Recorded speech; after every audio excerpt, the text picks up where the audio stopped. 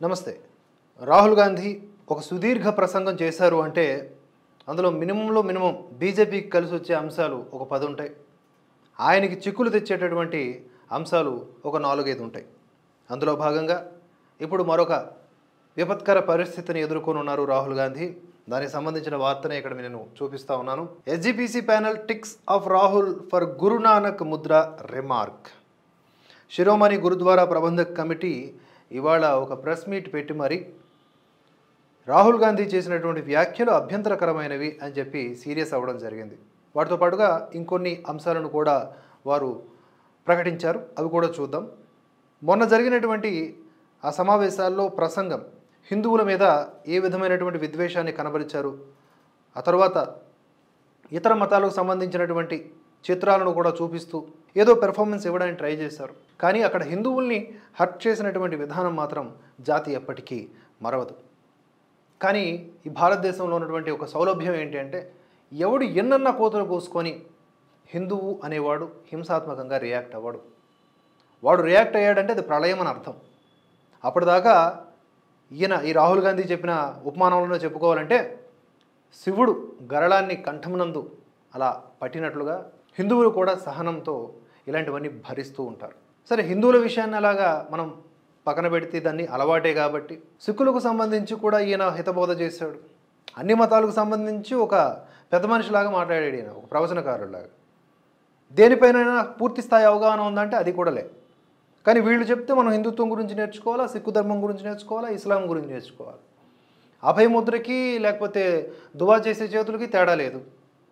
చెయ్యి ఎటున్నా కూడా అభయముద్రే. త్రిశూలం ఎడవైపు ఉంది కాబట్టి హింసాత్మక చిహ్నం కాదు. ఒకవేళ కుడివైపున ఉంటే మన దేవీ దేవతలందరూ కూడా హింసకు సంకేతమనా? ఏమర్థం ఉన్నది చెప్పండి ఆయన మాటల్లో. ఇప్పుడు తాజాగా శిరోమణి గురుద్వారా ప్రబంధక్ కమిటీ ఆయన మీద సీరియస్ అవ్వడం జరిగింది. Apex Sikh body SGPC slams Rahul Gandhi and said that Gurbani should not be used in political debates without full knowledge. అవగాహన లేకుండా తమ రాజకీయ అవసరాల కోసం ఈ విధంగా మా మతానికి సంబంధించిన విశ్వాసాలతో ఆట్లాడుకోవద్దని చెప్పడం జరిగింది. Rahul Gandhi said that Guru Sahib's image shows abhaya mudra which is completely wrong. Rahul Gandhi గారు ఇలా ఉండి చెప్పారు కదా ఇవన్నీ అభయముద్రలని, అది అభయముద్ర కాదు, దాని అర్థం తెలుసుకోండి అనేలాగా వారు మాట్లాడారు. We are taking strict notice of the comments made by Rahul Gandhi in parliament అని హెచ్చరించడం జరిగింది. మరి ఇప్పుడు రాహుల్ గాంధీ గారు వెంటనే వచ్చి క్షమాపణలు చెప్తారు. నేను అన్నది బీజేపీని, నేను అన్నది మోదీని, నేను అన్నది ఆర్ఎస్ఎస్ని అంటే వీళ్ళు ఊరుకోరు. తప్పకుండా క్షమాపణలు చెప్పాలి. విత్ ఇన్ అవర్స్ ఈ క్షమాపణ పత్రమో లేదా ఏదో ఒక వేదిక మీద వస్తుంది చూడండి రాహుల్ గాంధీకి సంబంధించి. అదే హిందువులందరికీ క్షమాపణలు చెప్పండి అని అడిగితే నేను ఎందుకు చెప్పాలి, నేను అన్నది మోదీని, బీజేపీని, ఆర్ఎస్ఎస్ని అంటాడు ఆయన. కానీ ఇప్పుడు అలా ఎలా తప్పించుకుంటారో మనం చూడాలి. వీటితో పాటుగా మరికొన్ని అంశాలని కూడా వారు తమ మెయిన్ డిసిషన్స్లో చేర్చడం జరిగింది.